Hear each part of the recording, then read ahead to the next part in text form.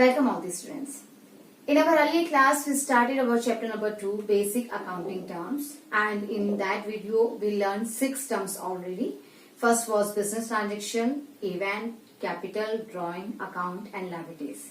Okay. Today we are going to learn our rest accounting terms, in which I am taking first, that is assets. Assets क्या होती हैं? Assets are the properties of a business which help to increase earning capacity of a business entity, or you can say which are the economic part of the business entity. Assets are the properties owned by an entity or enterprise. They are the economic resources of the business. For example, land, building, machinery, data, or stock. It means they ensure the economic earning capacity of a business entity. Okay. Assets can be classified into 3 broad categories. First is non-current assets, second is current assets, and third is fictitious assets. What are the non-current assets? तो देखिए non-current assets जो हैं which are held by the business entity for more than 1 year. 1 साल से ज्यादा के लिए हमने जिस assets के अंदर जो assets हमने purchase कर रखी है वो assets कहलाती हैं आपकी non-current assets. करंट एसेट्स जो हैं वो होती हैं जिन्हें हम within 1 year we can convert them into cash. और फिक्टिशियस एसेट्स, एक्चुअली में ये फिक्टिशियस एसेट्स जो हैं ये ना तो किसी की कोई टेंजिबल एसेट्स है ना इंटेंजिबल एसेट्स है. एक्चुअली दे आर वो लॉसेस हैं, they are the losses which have incurred in 1 year but they will be return of in more than 1 year. Clear है? तो अभी हम डिटेल में पढ़ते हैं इन्हें. First is non current assets. Non-current assets are those assets which are held by an entity not with the purpose to resell, but are held either as investment or to facilitate business operations. Non-current assets वो assets होती है जो हमने resale के लिए purchase नहीं की, यानी जिसको खरीदने का पर्पस हमारा उनको खरीदना और फिर इमीडिएटली बेच देना नहीं है. We are not dealing in assets. Assets हमने यहाँ किस लिए खरीदी है? हमने उन्हें खरीदा है ताकि हम अपने बिजनेस ऑपरेशन को फैसिलिटेट कर सके, हम अपनी बिजनेस एक्टिविटी को स्मूथली कंडक्ट कर सके. क्लियर है? यानी हमारी बिजनेस एक्टिविटीज को सपोर्ट करने के लिए ये एसेट्स होते हैं. तो उनमें हम क्या लेते हैं? या तो वो इन्वेस्टमेंट हो सकते हैं या फिर हो सकते हैं या तो हमने क्या किया है इन्वेस्टमेंट के पर्पज से उन्हें परचेज किया है या फिर अपने बिजनेस में हेल्प के लिए उन्हें परचेज किया हुआ है. क्लियर है? ये जो नॉन करंट एसेट्स होती है they are held by the business for a long period of time. हम एक हाल के लिए उन्हें परचेज नहीं कर रहे हैं, हम एक लंबे समय के लिए उन्हें परचेज कर रहे हैं. For example machinery. तो जब हम मशीनरी परचेज करते हैं तो हम फ्यू मंथ्स या 1 ईयर के लिए परचेज नहीं करते हैं. मशीनरी परचेज करने का मतलब है कि जब तक ये मशीनरी अच्छे से काम करेगी तब तक हम इस मशीनरी को यूजफुली जो है हम इसे यूटिलाइज करते रहेंगे. Example of non current or fixed assets, non current investment, long-term loans and advances, and other non-current assets. Fixed assets, non-current investment, long-term loans and advances, and other non-current assets. Clear है? अब यहाँ पर जो आती है बात की fixed assets क्या होती हैं, non-current investments क्या होती हैं, ओके, और आपकी ये long term loans and advances क्या होते हैं. तो फिक्स्ड एसेट्स जो होती हैं these are non current assets which are held not to resale but with the purpose to increase the earning capacity of an business enterprises. हमने किसी भी बिजनेस एंटरप्राइज की अर्निंग कैपेसिटी को इंक्रीज करने के लिए जिन एसेट्स को हेल्ड किया हुआ है वो हमारी फिक्स्ड एसेट्स होती हैं. फिक्स्ड एसेट्स जिन्हें हम फर्दरली क्लासिफाई कर सकते हैं into 2 categories, tangible and intangible. Tangible fixed assets क्या होती हैं? Tangible fixed assets are those assets which have physical existence. जिनका एक physical existence है. It means you can see them, you can touch them. Clear है? For example, land हो गया, furniture हो गया, machinery हो गया, plant हो गया. These are your tangible fixed assets. Now we are taking intangible fixed assets. What are the intangible fixed assets? Intangible fixed assets are those fixed assets which have no physical existence. उनका कोई physical existence नहीं है. You cannot see them, you cannot touch them, you can only feel them. For example, goodwill. आप किसी भी business की अगर assets की बात करेंगे तो goodwill जो होती है वो उसकी most prior access होती है. तो आपने goodwill को कभी देखा है? No. हमने गुडविल को देखा नहीं है, बस हम गुडविल को क्या कर सकते हैं, हम गुडविल को फील कर सकते हैं. ओके, पेटेंट्स हो गए, ट्रेडमार्क्स हो गए, कंप्यूटर सॉफ्टवेयर हो गए, ये सब क्या है, ये सब आपके जो है इनटैंजिबल फिक्स एसेट्स हैं। तो जो जिनका फिजिकल एग्जिस्टेंस है they are tangible fix assets, जिनका फिजिकल एग्जिस्टेंस नहीं है they are intangible fix assets. Tangible fix assets में हम ले सकते हैं अपनी लैंड, फर्नीचर, कंप्यूटर, अपना मशीनरी हो गया, प्लांट हो गया, क्लियर है, बिल्डिंग हो गया। और इनटैंजिबल में हम लेते हैं goodwill, patents, trademark, computer software etcetera. Next होते हैं आपके non current investment. Non current investment का मतलब क्या है कि यहाँ पर आपने एसेट्स को एज ए इन्वेस्टमेंट परचेज किया हुआ है। ऐसे इन्वेस्टमेंट जो आपने मोर देन 1 ईयर के लिए ले रखे हैं, आपने एक लंबे समय के लिए क्या कर रखा है, आपने इसमें जो है इन्वेस्टमेंट कर रखा है। तो ये क्या है आपके, ये आपकी नॉन करंट इन्वेस्टमेंट है। और long term loans and advances का मतलब आपने एक लंबे पीरियड के लिए, फॉर मोर देन 1 पीरियड के लिए आपने क्या कर रखा है, आपने किसी को लोन प्रोवाइड कर रखा है। लोन लिया नहीं गया है, यहाँ पर लोन एंड एडवांसेस है। It means you have given the loan to someone. Clear है।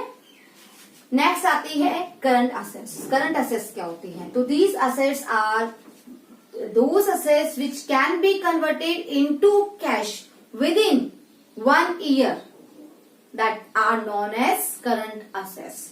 ऐसी असेट्स जिनको रखने का पर्पस हमारा क्या है कि हम उन्हें क्या कर सके, विद इन 1 ईयर हम उन्हें कैश में कन्वर्ट कर सकें। Those assets which are held by an entity with the purpose of converting them into cash within a short period, that is 1 year. Okay. For example, debtors.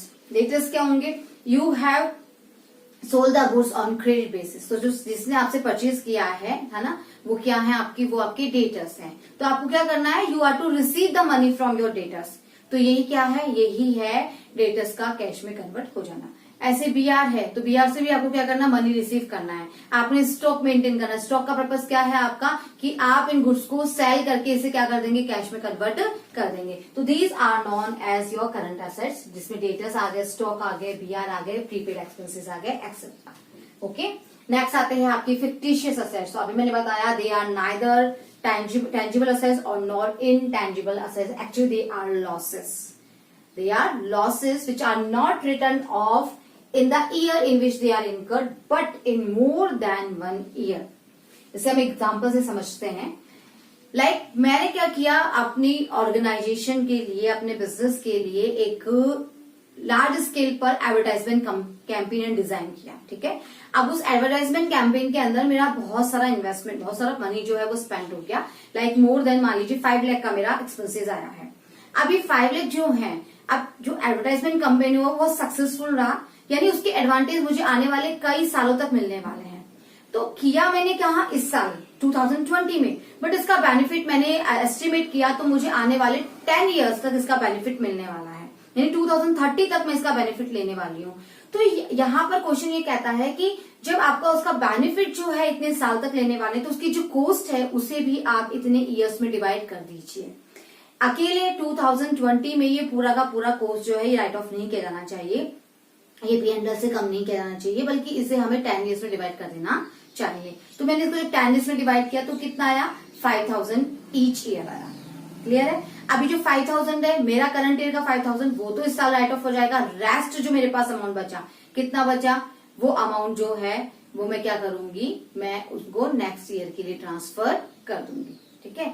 मेरा जैसे 5 लाख हमने किया तो 50,000 आ गया हमारा, तो 50,000 हमारे इस साल राइट ऑफ हो गया और बाकी बचा 4,50,000। तो 4,50,000 will be transferred for the next year. Again हम नेक्स्ट ईयर जाएंगे, 50,000 राइट ऑफ कर लेंगे, rest money will be transfer. तो इस तरह से जितना अमाउंट आपने ट्रांसफर जो राइट ऑफ कर लिया है, उसके अलावा जो अमाउंट आपका रेस्ट रह गया है, they are your fictitious asset. जैसे मैंने 50,000 इस साल चार्ज कर लिया तो बचा 4,50,000। अब ये 4,50,000 कहाँ जाएगा, 4,50,000 जो है ये एज ए असेट्स मेरी बैलेंस शीट में शो होगा, और इसे हम क्या कहते हैं, इसे हम फिक्टिशियस असेट्स कहते हैं। ऐसे एक्सपेंडिचर को आप डेफर्ड रेवेन्यू एक्सपेंडिचर कहते हैं, जिसमें मैंने अभी बताया आपको advertisement.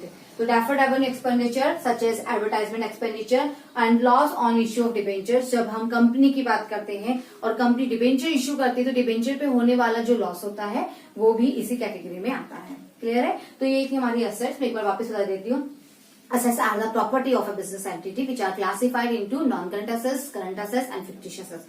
Non current assets which are held by the business enterprise as a investment और to facilitate the business activities more than 1 year. Okay, more than 1 year. They are classified into fixed assets, non-current investment, long-term loans and advances. Clear है? Fixed assets which are held by the business entity for more than 1 year, and they are divided into tangible and intangible. Tangible which can be seen by you, and intangible which cannot be seen by you, can only feel the assets. Clear है? Current assets are those assets which can be converted into cash within 1 year. यानी it means in your accounting period. Like debtors हो गए, stock हो गया, आपके BR हो गए, etc. And last is fictitious assets. Actually they are losses which will be write off in the upcoming years. More than 1 year they will be written off. Clear है? तो ये सब क्या है आपकी? ये है आपकी assets. नेक्स्ट टर्म हम लेते हैं अपनी रिसिप्ट. रिसिप्ट का मतलब क्या होता है? ऑब्वियसली रिसिप्ट मतलब कुछ रिसीव होना. नेक्स्ट टर्म है हमारी रिसिप्ट्स. रिसिप्ट्स क्या होती है? रिसिप्ट मतलब the amount which have been received और receivable. Okay, the amount which is received और receivable from selling assets, goods और रेंडरिंग सर्विसेज. जब आप गुड्स बेच रहे हैं, सर्विस रेंडर कर रहे हैं, या आप किसी की कोई एसेट्स बेच रहे हैं, उसे जो अमाउंट आपको रिसीव हो गया है या होने वाला है, उसे ही हम क्या कहते हैं? उसे हम कहते हैं रिसिप्ट. अब जो रिसिप्ट है, they are divided into 2 categories, capital receipt and revenue receipt. Capital receipt क्या होता है और रेवेन्यू रिसिप्ट क्या होता है? तो देखिए, रेवेन्यू रिसिप्ट जो होता है वो होता है आपको जो अपनी बिजनेस की डे बाय डे एक्टिविटीज के थ्रू जो अमाउंट रिसीव होती है, उसे हम कहते हैं रेवेन्यू रिसिप्ट. क्लियर है? और जब आपको अपने बिजनेस के ऐसे ट्रांजेक्शन जो रेवेन्यू नेचर की नहीं है, यानी जो बिजनेस की डे बाय डे एक्टिविटी का पार्ट नहीं है, उसकी वजह से कोई अमाउंट रिसीव होता है, उसे हम कहते हैं capital expenditure. Like revenue receipt is an amount receive और receivable in the normal course of business. For example, amount received और receivable from sale of goods और from rendering the service. You have invested your amount, कहीं पे आपने investment किया, like FD में आपने investment किया या कहीं और इन्वेस्टमेंट किया, तो उसपे जो इंटरेस्ट आपको मिलता है वो भी क्या है? आपके लिए रेवेन्यू रिसिप्ट है. कैपिटल रिसिप्ट में हम लेते हैं ऐसे अमाउंट विच इज रिसीव्ड और receivable against transaction which are not revenue in nature. They are shown in balance sheet. For example, amount receive from sale of fixed assets and investment, loan taken, ये सब क्या है? आपकी capital receipt है.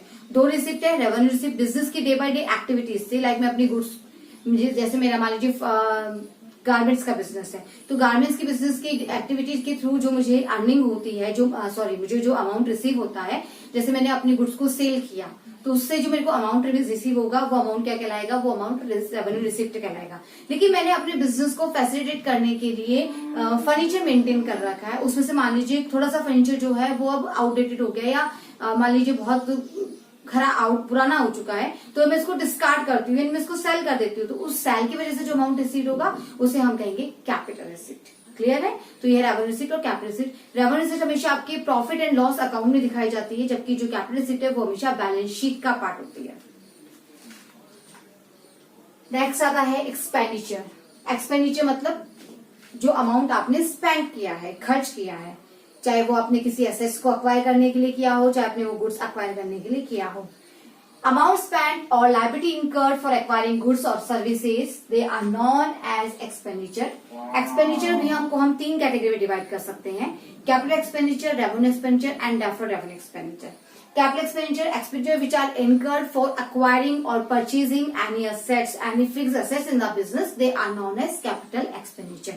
आपने किसी भी तरह की कोई फिक्स एसेट्स परचेज करने के लिए, फॉर एग्जांपल आपने फर्नीचर परचेज करने के लिए, प्लांट परचेज करने के लिए, बिल्डिंग परचेज करने के लिए, अगर कोई भी यानी ऐसा एक्सपेंसेस जो या तो आपने नई एसेट्स परचेज करने के लिए या फिर किसी एसेट्स के इरेक्शन पर उसकी कैपेसिटी को इंक्रीज करने के लिए किया हो, तो उसे हम कहते हैं capital expenditure. Capital expenditure which is incurred in acquiring और increasing the value of fixed assets such as amount spend on erection of building, amount of spend on acquiring plant, furniture etcetera.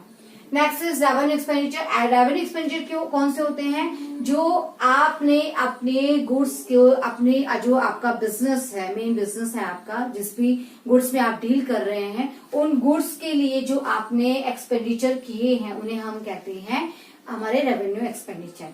तो expenditure which are incur the benefit of which is consumed और adjusted within the accounting period, यानी कि उन benefits का फायदा आपको उसी year में मिल जाता है।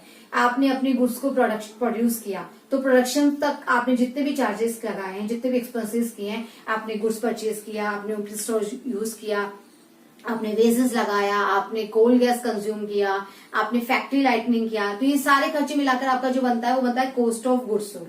तो ये कॉस्ट ऑफ गुड्स सोल्ड क्या है? ये आपकी प्रोडक्शन कॉस्ट है। तो ये प्रोडक्शन कॉस्ट क्या कहलाएगा? आपका रेवेन्यू एक्सपेंडिचर। क्लियर है? इसी तरह से जब आप गुड्स को सेल करने के लिए कुछ एक्सपेंसेस करते हैं, लाइक आप एडवर्टाइजमेंट कर रहे हैं, आप कमीशन दे रहे हैं, आप अपने एम्प्लॉयज को सैलरी दे रहे हैं, आप अपने आपने जो यहाँ पे भी आपका बिजनेस है उस बिल्डिंग का आप रेंट दे रहे हैं, तो ये सब क्या है? These all are your revenue expenditure. Next आता है आपका deferred revenue expenditure. Deferred revenue expenditure जिसे हम ऑलरेडी डिस्कस कर चुके हैं in fictitious asset. These are revenue nature है, तो ये रेवेन्यू नेचर के मतलब ये आपने अपने बिजनेस की डे बाय डे एक्टिविटी के लिए ही किए हैं, but those benefits are to be derived for more than 1 year, यानी they will be return of in more than 1 year. Like advertisement, मैंने एडवर्टाइजमेंट किया, एक लार्ज अमाउंट मैंने अपने एडवर्टाइजमेंट पे स्पेंड किया और उसका फायदा मुझे आने वाले कई सालों तक मिलने वाला है, तो यही क्या कहलाता है? आपका deferred revenue expenditure. Certain expenditure which are revenue in nature but in return of in more than one accounting period, because benefits of such expenditure will accrue in more than one financial year. इसका फायदा जो है, benefits जो है आपको आने वाले कई ईयर तक मिलने वाला है। लाइक मैंने आपको बताया था एडवर्टाइजमेंट एक्सपेंडिचर जो होते हैं। नेक्स्ट आता है आपका एक्सपेंसेस। तो ये तो होगा एक्सपेंडिचर और ये होता है एक्सपेंसेस। तो देखिए एक्सपेंडिचर और एक्सपेंसेस सेम नहीं होते हैं। एक्सपेंडिचर एक्सपेंसेस में डिफरेंस है। एक्सपेंडिचर जो है वो ब्रॉड टर्म है जिसमें एक्सपेंसेस इंक्लूड है। आया तो समझ में? एक्सपेंडिचर में हम कैपिटल एक्सपेंडिचर भी शामिल करते हैं, रेवेन्यू एक्सपेंडिचर भी शामिल करते हैं और हम इसके अंदर डेफर्ड रेवेन्यू एक्सपेंडिचर भी शामिल करते हैं। तो अगर मैं सिर्फ रेवेन्यू एक्सपेंडिचर की बात करूं तो ये एक्सपेंसेस कहलाते हैं। क्लियर है? तो expenses are included in the expenditure. तो what are the expenses? Expenses the cost incurred in producing and selling the goods. अपने गुड्स को प्रोड्यूस करने में और उनको सेल करने के लिए जितने भी एक्सपेंसेस किए जाते हैं, they all are known as, जो भी अमाउंट आपने स्पेंड किया they are known as expenses. Okay, like cost of goods हो गया, रेंट हो गया, सैलरी हो गया, एडवर्टाइजमेंट हो गया, एक्सेट्रा। नेक्स्ट आता है आपका इनकम। इनकम का क्या मतलब होता है? हमने पढ़ा था रेवेन्यू और एक हमने पढ़ा है इनकम। तो देखिए वो दोनों भी सेम समझ लेते हैं बच्चे, लेकिन ऐसा नहीं है। रेवेन्यू का मतलब होता है किसी ट्रांजेक्शन के थ्रू अमाउंट रिसीव होना। क्लियर है? मैंने अपनी गुड्स सेल की, अमाउंट रिसीव हुआ, वो मेरी क्या है? रेवेन्यू है। मैंने असेट सेल किया, अमाउंट मिला, वो क्या मेरी रेवेन्यू है। बट जो इनकम है वो टोटली डिफरेंट है। इनकम क्या होता है? आपने रेवेन्यू किया, आपने एक्सपेंसेस किए, ठीक है, आपको रेवेन्यू रिसीव हुआ और आपने एक्सपेंसेस किए। तो जो इनकम है, income it is a difference between revenue and expenses. When your revenue is exceeding over than your expenses, यानी कि आपका जो रेवेन्यू है वो आपके एक्सपेंसेस से ज्यादा है, surplus of revenue over then expenses, that is known as income. आई बात समझ में? रेवेन्यू का मतलब होता है किसी भी इवेंट या ट्रांजेक्शन के थ्रू अमाउंट रिसीव होना। ओके, लेकिन जो इनकम है वो उस रेवेन्यू और एक्सपेंसेस का डिफरेंस है। जब आपका रेवेन्यू एक्सपेंसेस से ज्यादा आता है तो जो सरप्लस ऑफ रेवेन्यू है वो ही क्या है आपका? वो आपका इनकम है। तो इनकम में surplus of revenue over expenses is called income. Okay, तो आपका है receipt, expenditure, revenue expenditure and expenses और इनकम। तो बच्चे क्या करते हैं? एक्सपेंडिचर और एक्सपेंसेस को सेम ट्रीट कर लेते हैं। एक्सपेंडिचर और एक्सपेंसेस में तो देखिए रेवेन्यू एक्सपेंडिचर है, that is known as expenses. It means expenses are included in expenditure. Revenue और इनकम को सेम कर लेते तो रेवेन्यू और इनकम सेम नहीं है। रेवेन्यू का मतलब होता है सिर्फ एक अमाउंट रिसीव होना, लेकिन जब आप उस रिसीव अमाउंट्स का अपने एक्सपेंसेस के साथ कंपेयर करते हैं और रिसीव अमाउंट आपका ज्यादा आता है तो वो सरप्लस ही क्या होता है? वो आपका इनकम होता है। क्लियर है? Next we will take our next term profit. Our next term is profit. Profit is income earned by the business enterprise by its operating activities. Business अपनी डे बाय डे एक्टिविटीज के दौरान जो income earn करता है, यानी कि जो total expenses है उनका कंपेरिजन हम जब टोटल रेवेन्यू से करते हैं तो excess of total revenue over then total expenses is known as profit. Clear है? कोई भी अगर मान लीजिए किसी भी तरह की कोई एक्टिविटी की, उस एक्टिविटी के दौरान जो भी प्रॉफिट, जो भी एक्सपेंसेस आपने किए और जो इनकम आपने अर्न की, जब आप उसका कंपेरिजन करेंगे तो आपके पास में प्रॉफिट सामने आएगा। अगर आपकी इनकम ज्यादा है आपके एक्सपेंसेस से तो। क्लियर है? प्रॉफिट को हम दो में डिवाइड कर सकते हैं। There are two types of profits. First is gross profit, second is net profit. Gross profit क्या है? ग्रॉस प्रॉफिट है difference between the revenue from sale, okay, और the cost of the product. Clear है? कि आपके जो भी आपने प्रोडक्ट तैयार किया है, उस प्रोडक्ट की जो भी प्रोडक्शन कॉस्ट आ रही है, जब उसका कंपैरिजन आप अपनी सेलिंग प्राइस से करते हैं, यानी उस अमाउंट से जो आपने सेल से रिसीव किया है, रेवेन्यू फ्रॉम ऑपरेशन से, रेवेन्यू फ्रॉम सेल से, जब आप उसका कंपैरिजन अपनी प्रोडक्शन कॉस्ट से करते हैं, जो डिफरेंस का अमाउंट है that will show the gross profit और ग्रॉस लॉस। वहां पर लॉस भी हो सकता है। अगर आपका रेवेन्यू ज्यादा आ रहा है तो आपको प्रॉफिट होगा, अगर आपका कॉस्ट ज्यादा आ रहा है तो आपको लॉस होगा। Net profit, it is the difference between the total revenue and total expenses. If the total revenue are exceeding over than total expenses, it will show your net profit. But if total expenses are exceeding over than total income, it will show your net loss. Net profit will increase the owner's equity, but net loss will decrease the owner's equity. जितना profit होगा उतनी ही आपकी capital increase, owner की जो capital है, proprietor की जो capital है वो इंक्रीज होगी, लॉस की कंडीशन में ये डिक्रीज होगी। तो ये था हमारा प्रॉफिट। Next gain. गेन क्या है? Profit or advantage resulting from event or transaction which are incidental to the enterprise. किसी भी बिजनेस की डे बाय डे एक्टिविटी से जो प्रॉफिट होता है उसे तो हम प्रॉफिट कहते हैं, लेकिन जो इंसिडेंटल होता है किसी ऐसी एक्टिविटी से जो बिजनेस की रेगुलर एक्टिविटीज का पार्ट नहीं है, उसकी वजह से जो आपको प्रॉफिट होता है उसे हम कहते हैं गेन। जैसे कि आपने क्या किया, आपने कोई पुराना फर्नीचर सेल आउट किया, उस पुराने फर्नीचर को सेल करने से वजह से आपको जो प्रॉफिट होगा उसे हम कहेंगे गेन। ओके, तो जैसे सेल ऑफ फिक्स्ड एसेट्स हो गया या इन्वेस्टमेंट हो गया etcetera. Next is loss. Loss होता है excess of income, excess of expenses over then income. अगर आपके एक्सपेंसेस आपकी इनकम से, आपकी रेवेन्यू से ज्यादा आ रहे हैं तो ये लॉस को शो करेंगे और it will definitely decrease owners capital. Next है परचेजेस। परचेजेस का मतलब है कि आप क्या कर रहे हैं, you are buying some goods, clear है, फॉर रीसेल, या तो आप उन्हें बेचने के लिए या फिर फॉर प्रोड्यूसिंग द गुड्स, आप प्रोडक्शन करने के लिए। जब आप रॉ मटेरियल परचेज कर रहे हैं, रॉ मटेरियल बाय करते हैं, तो इसे हम क्या कहते हैं, परचेज। तो परचेजेस क्या हुआ, it is use for an account to record purchases of goods or raw material for resale or producing products which are also to be sold. या तो हम प्रोड्यूस करके गुड्स सेल आउट करना चाहते हैं, या हम रेडीमेड प्रोडक्ट सेल आउट करने के लिए जब परचेज कर रहे हैं तो इसे हम परचेज कहते हैं। नेक्स्ट आता है परचेज रिटर्न। आपने जो भी गुड्स परचेज किया है, अगर आप उस गुड्स को किसी भी रीजन की वजह से रिटर्न कर देते हैं, when goods are purchase goods are return to its suppliers, this is known as purchase return. Like goods defective आ गई या अकॉर्डिंग टू योर इंस्ट्रक्शन नहीं थी, तो आपने क्या किया, गुड्स को रिटर्न कर दिया, तो इसे ही हम कहते हैं परचेज रिटर्न। तो when purchase goods are return to its suppliers, they are known as return, purchase return, or you can say return outward. इसे हम return outward भी कहते हैं।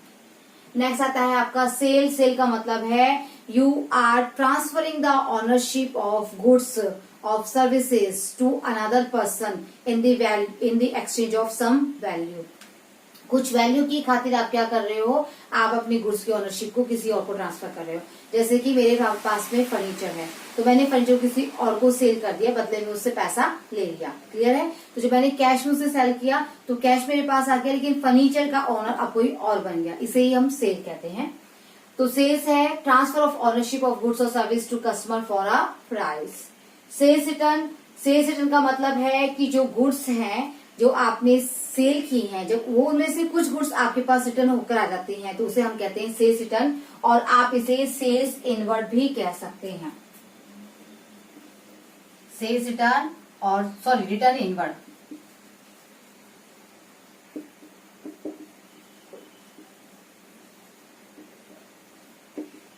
आप इसे रिटर्न इनवर्स भी कह सकते हैं। तो when goods sold when return by the purchaser to the seller, they are known as sales return और you can say return inward.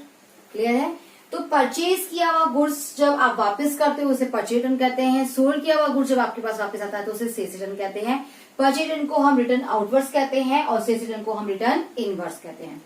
Purchases जो होती हैं वो दो टाइप्स की होती हैं, कैश परचेजेस और क्रेडिट परचेजेस। दोनों तरह की परचेज हो सकती है। When you purchase goods and you have paid the amount immediately, that is known as cash purchase. When you have purchased the goods but the amount will be paid later, it is known as credit purchase. इसी तरीके से same way में sales भी जो होती है वो cash भी हो सकती है और क्रेडिट भी हो सकती है। If you have sold the goods and you have received the amount immediately, that is now known as cash sales. But if you have sold the goods but the amount will be received later, this is known as credit sales. Okay? Next आता है revenue from operation. Revenue from operation का सीधा सा मतलब है कि आप अपनी डे बाय डे एक्टिविटीज से जो रेवेन्यू अर्न करते हैं उसे हम क्या कहते हैं, जो भी मनी रिसीव करते हैं उसे हम रेवेन्यू कहते हैं। कोस्ट का मतलब है कि किसी भी गुड्स के प्रोडक्शन पर, किसी भी एक्टिविटी पर आपने जो भी एक्सपेंसेस इनकर्ड किए हैं उसे हम कहते हैं cost. It is an amount of expenditure incurred on a specified article, product or activity. For example, suppose मैंने ये मार्कर परचेज किया, तो ये मार्कर मैंने मार्केट से मान लीजिए 30 रुपीज में परचेज किया, तो मेरे लिए इसकी कॉस्ट क्या है, 30 रुपीज है। तो अब मैं मान लीजिए इसे सेल करना चाहती हूँ, तो मैं इसे 30 से 32 में सेल करती हूँ, तो यहाँ पर सेलिंग प्राइस क्या है, 32। तो वो 30 रुपीज था, वो मेरी कॉस्ट है। हो सकता है मैं रेडीमेड प्रोडक्ट का परचेज कर रही हूँ, या हो सकता है मैं मार्कर का प्रोडक्शन कर रही हूँ। अगर प्रोडक्शन कर रही हूँ तो प्रोडक्शन करूंगी तो जितने भी एक्सपेंसेस के ऊपर करूंगी उसके बाद में पता करूंगी कि मेरा एक मार्कर कितने का पड़ रहा है, वो ही मेरी क्या होगी, कॉस्ट होगी। नेक्स्ट आता है आपका वाउचर। वाउचर क्या होते हैं, देखिए आपने जो भी ट्रांजैक्शन किए उस ट्रांजैक्शन को सपोर्ट करने के लिए आपके पास कोई एविडेंस होना चाहिए, वो एविडेंस ही क्या कहलाता है, वाउचर। तो it is an evidence of a business transaction. For example, आप जब बैंक में पैसा जमा करवाएंगे तो आपके पास क्या होगी, पे स्लिप होगी। ये आपके ट्रांजैक्शन को सपोर्ट करने के लिए सोर्स डॉक्यूमेंट है। ऐसे जब हम परचेज करते हैं तो हमें इनवॉइस या फिर बिल मिलता है, ये हमारे परचेज को प्रूफ करने के लिए सोर्स डॉक्यूमेंट है। तो इन्हें हम क्या कहते हैं, इन्हें हम वाउचर्स कहते हैं। इन वाउचर की बेसिस पर ही एंट्रीज की जाती हैं। नेक्स्ट आता है डिस्काउंट। डिस्काउंट का मतलब होता है reduction in the price of goods. आपका सेलर जब परचेजर को उसकी सेलिंग प्राइस के अंदर कोई अमाउंट डिडक्ट करके देता है, यानी कि वो उसको एक अमाउंट जो है वो लेस करके जब उसको अमाउंट ऑफर कर रहा है, तो इस जो अमाउंट जितना रिडक्शन आपने किया है उस रिडक्शन को हम क्या कहते हैं, उस रिडक्शन को हम डिस्काउंट कहते हैं। फॉर एग्जाम्पल, मैंने ये मार्कर 30 रुपीज मार्केट में 30 रुपीज का है, मुझे उसने इसमें से 10% अमाउंट रिडक्ट करके दिया, यानी कि 3 रुपीज कम करके ये मुझे 27 रुपीज में दिया, तो ये 3 रुपीज है, ये क्या कहलाएगा, ये डिस्काउंट कहलाएगा। तो डिस्काउंट क्या है, it is the reduction in the price of goods offered by the seller to customers. अभी डिस्काउंट जो होते हैं ये 2 टाइप्स के होते हैं, एक होता है ट्रेड डिस्काउंट और एक होता है कैश डिस्काउंट। ट्रेड डिस्काउंट क्या होता है, ट्रेड डिस्काउंट का मतलब है when you are purchasing the goods and you receive the discount on the cost price of the product, this is known as trade discount. Clear है? मैं जब goods purchase करती हूँ, गुड्स परचेज करते वक्त ही मुझे जो डिस्काउंट दे दिया जाता है उसे हम ट्रेड डिस्काउंट कहते हैं। ये ट्रेड डिस्काउंट कभी भी बुक्स में रिकॉर्ड नहीं होता है, क्योंकि ये क्या कर रहा है, ये आपकी परचेज प्राइस को कम कर रहा है। तो ये क्या करेगा, जब भी इनवॉइस बनेगा, बिल बनेगा, तो वहां वो लिख कर देंगे 30 रुपीज का मार्कर है, लेस कर दिया हमने 3 रुपीज डिस्काउंट, तो मार्कर कितने का है, 27 रुपीज का। तो मुझे कितने में पड़ा, 27 का। इसने मेरी परचेज प्राइस को कम कर दिया, तो मेरी जो परचेज प्राइस रिकॉर्ड होगी वो 27 से रिकॉर्ड होगी, 30 से नहीं होगी। यानी जो 3 रुपीज का डिस्काउंट है वो मैं यहाँ शो नहीं कर सकती। तो इसे कहते हैं trade discount. When discount is allowed on by the seller at a fixed percentage on the list price of goods, this is known as trade discount. It is not recorded in the books because it is deducted from the gross value of goods. Clear है? Next आता है आपका cash discount. Cash discount क्या है, ये discount हम अपने customer को प्रॉम्प्ट पेमेंट यानी कि इमीडिएट पेमेंट करने के लिए देते हैं। हम चाहते हैं कि हमारा कस्टमर जो है मुझे इमीडिएटली पेमेंट कर दे, तो मैं उसके लिए उसे क्या कहती हूँ, उसे मैं डिस्काउंट ऑफर कहती हूँ कि अगर आप हमें with in this period payment कर देते हैं तो हम आपको एक डिस्काउंट दे देंगे, इसे हम कहते हैं कैश डिस्काउंट। जैसे मैंने अभी बताया आपको 30 रुपीज का मार्कर 3 रुपीज डिस्काउंट किया गया और 27 में मुझे मिल गया। क्लियर है। अब मेरा जो सेलर है वो चाहता है कि मैं इमीडिएटली उसका पेमेंट कर दूं, यानी जो 27 रुपीज है वो अगर मैं इमीडिएटली पेमेंट कर दूं तो उसके लिए वो मुझे ऑफर देता है कि मैम अगर आप इसी समय इसका पेमेंट कर देती हैं, या एक पर्टिकुलर पीरियड को मुझे देता है लाइक 2 डेज का, 3 डेज का या 1 वीक का, कि आप अगर इस पीरियड के अंदर पेमेंट कर देती है तो हम आपको 2 रुपीज का डिस्काउंट और दे देंगे। यानी मार्कर 27 की जगह मुझे कितने का पड़ जाएगा, 25 का, लेकिन कैश पेमेंट करने पर। क्लियर है। तो परचेजिंग प्राइस तो 27 है, बट जब मैं पेमेंट करूंगी तो पेमेंट में करूंगी 25। तो यहाँ पर मुझे दिखाना पड़ेगा कि 27 का मार्कर 25 में पेमेंट क्यों हुआ, क्योंकि 2 रुपीज क्या हुआ, डिस्काउंट। इसे कहते हैं कैश डिस्काउंट, और ये डिस्काउंट मुझे शो करना होगा, यानी this discount will be recorded in the books. समझ में आ गया। ट्रेड डिस्काउंट रिकॉर्ड नहीं होता क्योंकि ये इमीडिएटली आपकी परचेज प्राइस में से डिडक्ट कर दिया जाता है, इससे इसकी रिकॉर्डिंग नहीं होती है। बट कैश डिस्काउंट आपकी पेमेंट को कम करके दिखाता है, आपको जो पेमेंट करना है उस पेमेंट में आपको डिस्काउंट मिलता है, इसलिए आपको ये अपनी बुक्स में रिकॉर्ड करके दिखाना होता है कि 27 का परचेज किया, आफ्टर 2 डेज जब मैं पेमेंट करने गई तो मुझे 2 रुपीज का डिस्काउंट मिला, इसलिए मैंने पेमेंट कितने का किया, 25। कैश कितने का गया, 25 का। डिस्काउंट कितने का हुआ, 2 रुपीज का। इस तरह से चीज कितने की थी, 27 की। ये है आपका डिस्काउंट। तो आज अभी हमने डिस्कस किया profit, income, profit, gain, loss, purchases, purchase return, sales return, revenue from operations, cost, voucher, discount. ठीक है। Next I will take, next जो मेरा होगा अब होगा डस्टर दे बेटा, हाँ कर दो बंद, तो मेरे डस्टर भी वहां पहुंचा दिया जाता है। Our next term is goods. Goods क्या है, goods are the physical items, ठीक है, which are purchase to be sold. Physical items यानी ऐसी चीजें जो हमने किस लिए परचेज की है ताकि हम उनको सेल कर सके और उनके सेल से हम प्रॉफिट अर्न कर सके। फॉर एग्जाम्पल अगर मान लीजिए मेरा फर्नीचर का बिजनेस है, तो मेरे फर्नीचर के बिजनेस के अंदर सपोज चेयर्स हैं, टेबल है, एलमीरा है, सोफा है, बेड है, ये सब क्या है, ये सब मेरे लिए गुड्स हैं। नेक्स्ट आता है आपका स्टॉक और इन्वेंट्री। स्टॉक क्या होता है, देखिए आपने क्या किया है, आपने गुड्स परचेज किए फॉर रीसेल, उनको सेल आउट करने के लिए। अब ईयर एंड तक, जब आप ईयर एंड पे आते हैं, आपका क्लोजिंग ऑफ द ईयर हो रहा है, उस समय आपके पास कुछ गुड्स रह गई हैं, जो क्या रह गई हैं, अनसोल्ड हैं। क्लियर है। तो the value of unsold goods are known as stock और inventory at the end of the period. Okay. ऐसे गुड्स जो सोल नहीं हुई है, unsold goods which are ready for the selling but which can not be sold at the end of the period, they are known as stock और inventory. तो stock includes value of those goods which are purchased for reselling and which are laying unsold at the end of the accounting period. अब stock को हम 2 parts में divide कर सकते हैं, opening stock और क्लोजिंग स्टॉक। ओपनिंग स्टॉक का मतलब है कि when you start your years at the beginning of the year the value of unsold goods are known as opening stock. जब आप ईयर स्टार्टिंग करते हैं उस समय जो गुड्स जो आपके पास अनसोल्ड गुड्स का वैल्यू है उसे हम ओपनिंग स्टॉक कहते हैं। And the value of unsold goods at the end of the year that is known as closing stock. वो गुड्स जो बिकने से अभी तक रह गई हैं, कब, ईयर एंड पे, उसे हम कहते हैं क्लोजिंग स्टॉक। एक्चुअली में क्लोजिंग स्टॉक ही नेक्स्ट ईयर के लिए जाके क्या बन जाता है, ओपनिंग स्टॉक। जो इस ईयर के लिए क्लोजिंग स्टॉक है वो नेक्स्ट ईयर के लिए ओपनिंग स्टॉक होता है। ओपनिंग इन्वेंट्री और स्टॉक को हम 3 काइंड्स में डिवाइड कर सकते हैं। फर्स्ट है inventory of raw material, second inventory of work in progress and third is inventory of finished goods. Inventory of raw material का मतलब है कि आपने क्या किया है, आपने रॉ मटेरियल परचेज किया।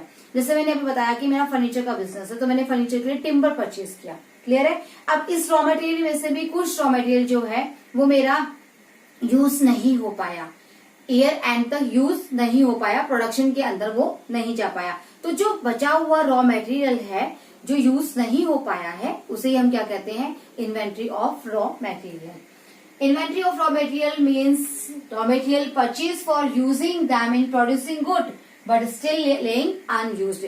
खरीदा तो मैंने उन्हें प्रोडक्शन में यूज करने के लिए था, लेकिन वो अभी यूज नहीं आ पाया, नेक्स्ट ईयर आ जाएगा, तो इसे हम क्या कहेंगे, ईयर एंड पे ये कहलाएगा मेरा inventory of raw material. Inventory of work in progress, work in progress जिसे हम half finish good, partly finish goods या फिर सेमी फिनिश गुड्स भी कहते हैं, यानी ऐसे गुड्स जो हाफ प्रिपेयर है और हाफ अभी प्रिपेयर होनी बाकी है, तो इनका जो स्टॉक बचता है कहां पर, ईयर एंड पर, उसे हम कहते हैं stock inventory of work in progress.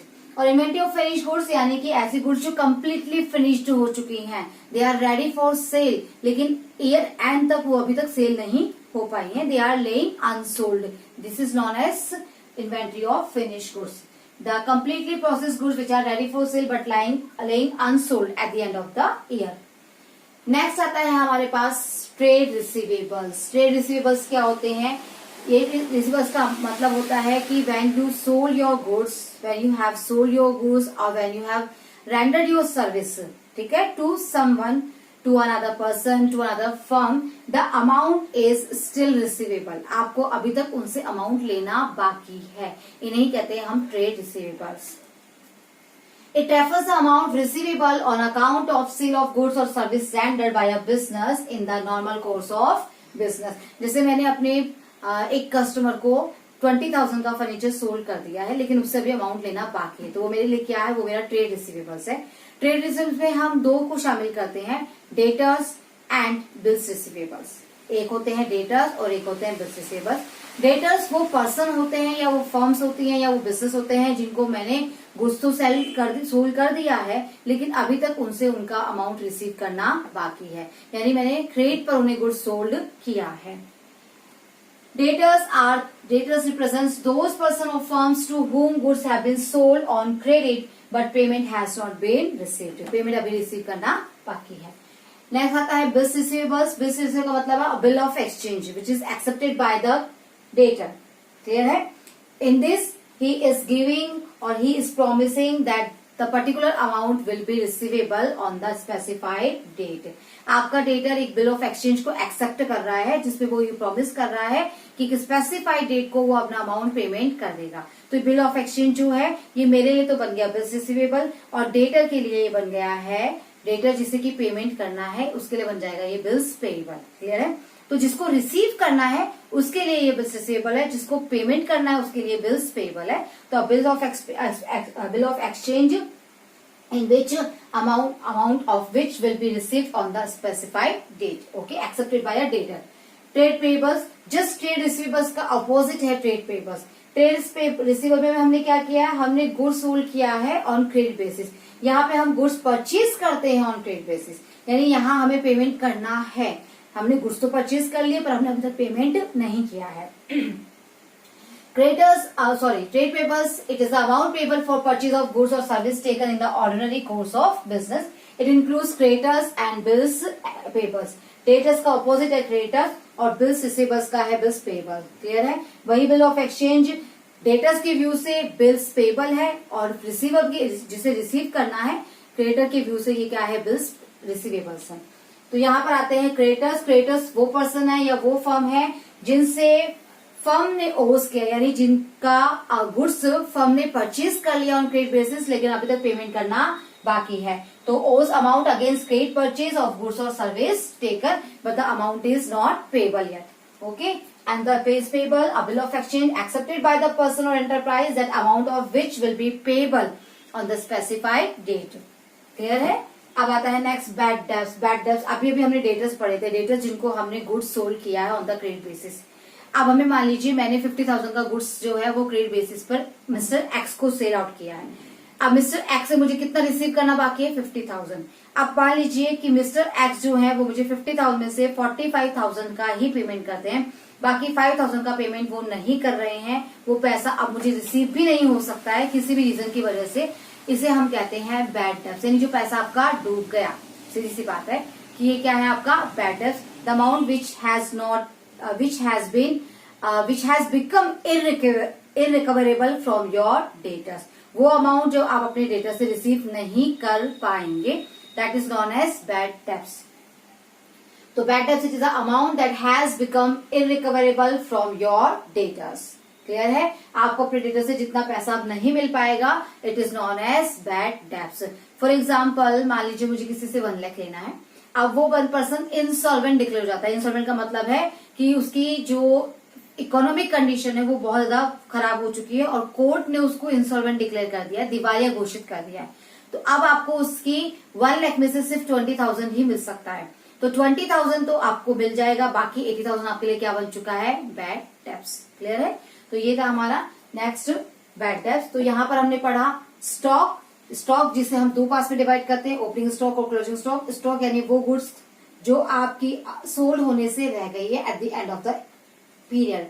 At the end of the period, it is known as closing stock, and it becomes for the next year. At the beginning of the year, it becomes opening stock. ठीक है? इसमें हम inventory of raw material भी शामिल करते हैं, इसमें हम inventory of work in progress भी लेते हैं और इसमें हम इन्वेंट्री ऑफ रॉ मटेरियल भी लेते हैं। उसके बाद आता है हमारा ट्रेड रिसीवेबल्स, जिसमें हम डेटर्स और बीआर को शामिल करते हैं। उसके बाद हम लेते हैं अपने ट्रेड पेबल्स, जिसमें हम अपने क्रेडिटर्स और बिल्स पेबल को लेते हैं। और नेक्स्ट आता है हमारा बैड डेब्ट्स। क्लियर है? नाउ हमारा next term is book value. Book value का मतलब क्या होता है? ये वो अमाउंट है जिस अमाउंट पर हम किसी भी ट्रांजेक्शन को या इवेंट को या किसी भी फिजिकल आइटम को रिकॉर्ड करते हैं। This is the amount at which an item appears in the books of accounts. Like अगर आपने मान लीजिए आपने एक मशीनरी परचेज की 5 लाख की, तो आपने 5 लाख पर से रिकॉर्ड किया, तो ये 5 लाख की क्या है? उसकी कॉस्ट प्राइस है। अब उसमें से आप डेप्रिसिएशन लेस करेंगे तो एवरी ईयर जो वैल्यू उसकी फाइनेंशियल अकाउंट्स में यानी बैलेंस शीट में अपीयर होगी, वही क्या कहलाती है? उसकी बुक वैल्यू। नेक्स्ट आता है cost of goods sold. It is that cost of goods sold का मतलब होता है आपने जब गुड्स का प्रोडक्शन किया तो 1 यूनिट को प्रोड्यूस करने में जितना आपका कॉस्ट आ रहा है, that is known as cost of goods sold. Clear है? लाइक मैंने ये मार्कर मैंने प्रोड्यूस किया, तो उस मार्कर को प्रोड्यूस करने के लिए मैंने जितना भी रॉ मटेरियल परचेज किया, वेजेस लगाई, पावर कंज्यूम किया, ओके, या फिर मैंने कैरेज लगाए, जो भी है सारे एक्सपेंसेस मिलाकर जब मैंने इसका कॉस्ट पर पता किया, तो ये क्या है? यही है आपकी कॉस्ट ऑफ गुड्स सोल्ड की आपको ये कितने में पड़ रहा है।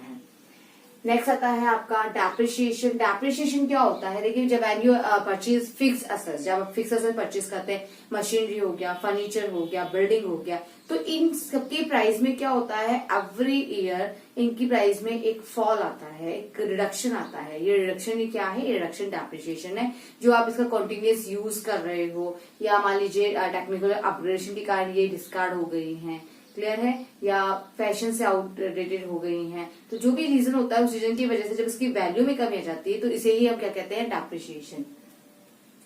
नेक्स्ट आता है आपका एंटिटी। एंटिटी क्या होता है? A business entity means enterprise which is established to earn profit through its economic activities. Okay, so a business entity means an enterprise established in accordance with law engaging business activity. Entry कोई भी transaction या event जिसे आप अपनी books में record करते हैं, तो ये रिकॉर्ड करने के लिए जो रिकॉर्डिंग जो होती है उसे ही हम क्या कहते हैं? एंट्री कहते हैं। इंसॉल्वेंट वो पर्सन है या वो एंटरप्राइज है या वो फर्म है who is not capable to pay off its debts. Okay, ऐसे फर्म, ऐसा पर्सन जो अपने डेब्ट्स को, जितनी भी लायबिलिटीज उसके ऊपर है, जो लोन्स उसके ऊपर हैं, जो क्रेडिट उसके ऊपर है, उसको अगर वो पे ऑफ करने में कैपेबल नहीं है, तो इसे हम क्या कहते हैं? इंसॉल्वेंट कहते हैं। तो the person who is not in a position to pay its debts, लेकिन अगर वो इस पोजिशन में है कि he can pay its debts easily, तो उसे हम सॉल्वेंट कहते हैं। ठीक है? प्रोप्राइटर वो पर्सन है जो अपना कैपिटल, इनिशियल कैपिटल इन्वेस्टमेंट करता है, जो इनिशिएट लेता है बिजनेस को स्टार्ट करने का, जो बिजनेस से रिलेटेड सारी रिस्क को बेयर करता है और बिजनेस से सारे रिलेटेड प्रॉफिट को भी वो ही रिसीव करता है।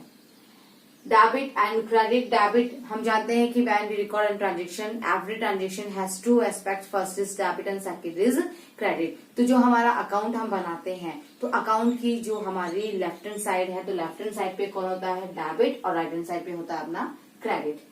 बैलेंस शीट ये फाइनेंशियल स्टेटमेंट है जिसको जो अपनी किसी भी ऑर्गेनाइजेशन की फाइनेंशियल पोजीशन को शो करता है, जो शो करता है कि कितनी कितनी एसेट्स है, कितनी कितनी लायबिलिटीज है, इक्विटी क्या है, कैपिटल क्या है। लाइव जब आप अपने बिजनेस के अंदर डोमेस्टिक एनिमल्स को भी यूज करते हैं, लाइक आपके कैटल हो गया या हॉर्स हो गया, तो ये जो डोमेस्टिक एनिमल्स है, they are known as your assets and they are known as livestock. Financial statement और फाइनेंशियल अकाउंट, हम फाइनेंशियल स्टेटमेंट प्रिपेयर करते हैं, हम ट्रेडिंग अकाउंट बनाते हैं, पेंडल अकाउंट बनाते हैं और बैलेंस शीट बनाते हैं। ट्रेडिंग अकाउंट जिसमें हम अपना कॉस्ट ऑफ प्रोडक्शन और अपनी रेवेन्यू के थ्रू अपना ग्रॉस प्रॉफिट या ग्रॉस लॉस कैलकुलेट करते हैं। P&L के थ्रू हम अपना प्रॉफिट फॉर द ईयर या लॉस ऑफ द ईयर जो है वो कैलकुलेट करते हैं, और बैलेंस शीट जो हमारी फाइनेंशियल पोजीशन को शो करने के लिए बनाई जाती है। तो ये सब थी हमारी अकाउंटिंग टर्म्स, जिसमें हमने सारे अकाउंटिंग टर्म्स जो हम अकाउंटिंग में यूज करते हैं वो सब हमने सीख ली है। लाइक जब हम अकाउंट बनाएंगे तो हम अकाउंट पे डेबिट और क्रेडिट साइड बनाते हैं। डेबिट और क्रेडिट का मीनिंग हम समझ चुके हैं। हम कैपिटल क्या होती है, ड्राइंग्स क्या होते हैं, बैटअप्स क्या होता है, सॉल्वेंसी क्या है, इंसॉल्वेंसी क्या है, डेटर्स क्या है, एसेट्स क्या है, लायबिलिटीज क्या है, ये सारे टर्म्स अब हम सीख चुके हैं। अब हम इन्हें प्रैक्टिकली क्या करेंगे, यूज करेंगे। अब हम अपने अकाउंट्स प्रिपेयर करेंगे और उन अकाउंट्स पे इन टर्म को यूज करेंगे। ओके, तो we will take our next class, we will start with our principles and accounting concepts and conventions, and after that we will start our accounting equation. Okay.